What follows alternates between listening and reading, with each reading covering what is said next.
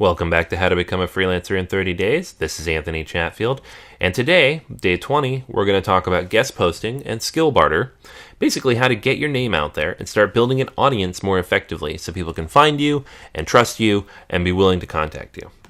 So our goals today are going to be to identify opportunities to barter or share skills with others, using volunteer or pro bono opportunities to build your reputation, and then approaching other websites and business owners about guest posting and getting your name out there.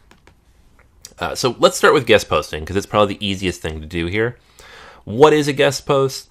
It's any kind of content written or produced for another website that for free that they're going to post in exchange for a link back to your website. It does a few things. It builds trust.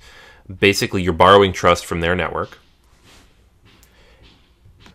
It builds relationships, and it builds backlinks. The latter is kind of, you can't think of that one first. While it might impact like what sites you go to ask for guest posts, it shouldn't be the first thing you're trying to do. It does allow you to network with other site owners, though. You start meeting people and interacting with them on this level. And keep in mind that not all these are articles. Guest posts can be anything that you put out there for free and you use this exchange for. Guest post locations. Where are you going to put these?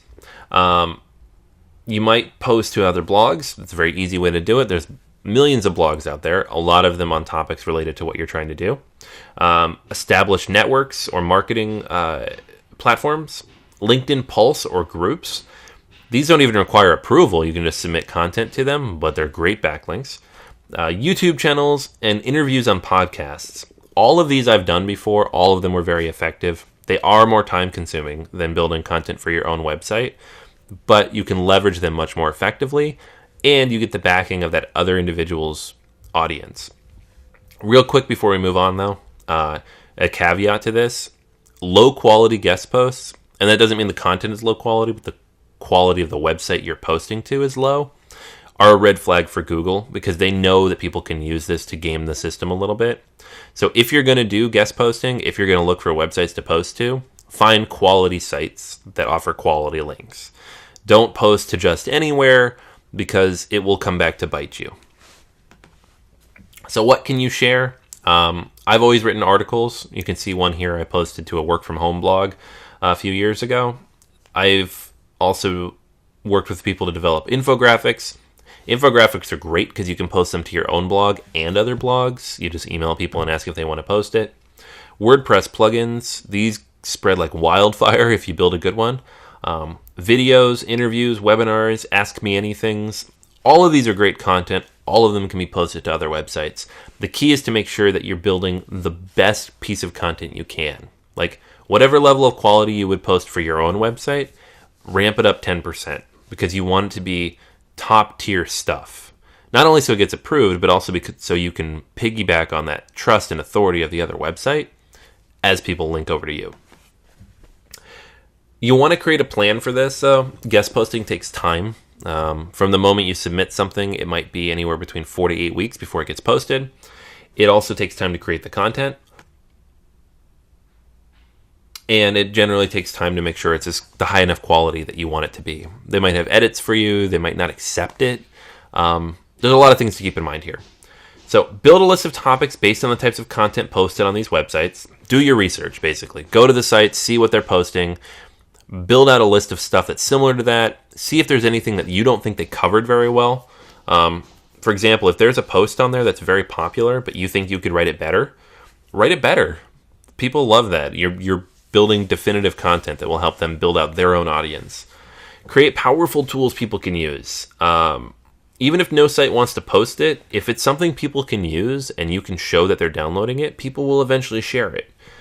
And then use existing platforms to grow your reach. I talked about YouTube and LinkedIn. There's a lot of platforms out there that you don't necessarily need approval for that'll help you grow your audience, and it makes it a lot easier for people to share your content.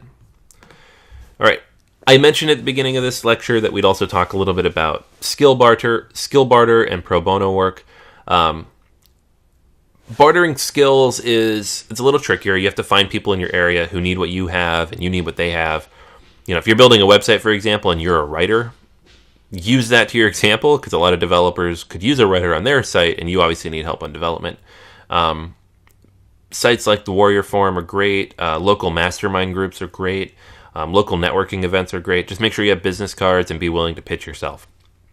Now, the other awesome thing you can do that'll really help you build your portfolio and get that word of mouth you need to build your business is to volunteer and work for free.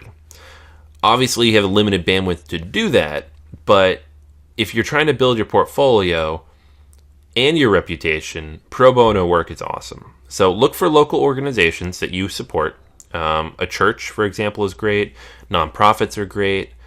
Schools are great. They all need stuff, and most of them can't afford the high prices of quality contractors. If you do it for free, not only can you show your quality, you can help the community, and you can build your portfolio. Plus, those organizations tend to be very diverse and have a lot of individuals from different backgrounds. Some of them might need to hire you for actual pay back at their day job.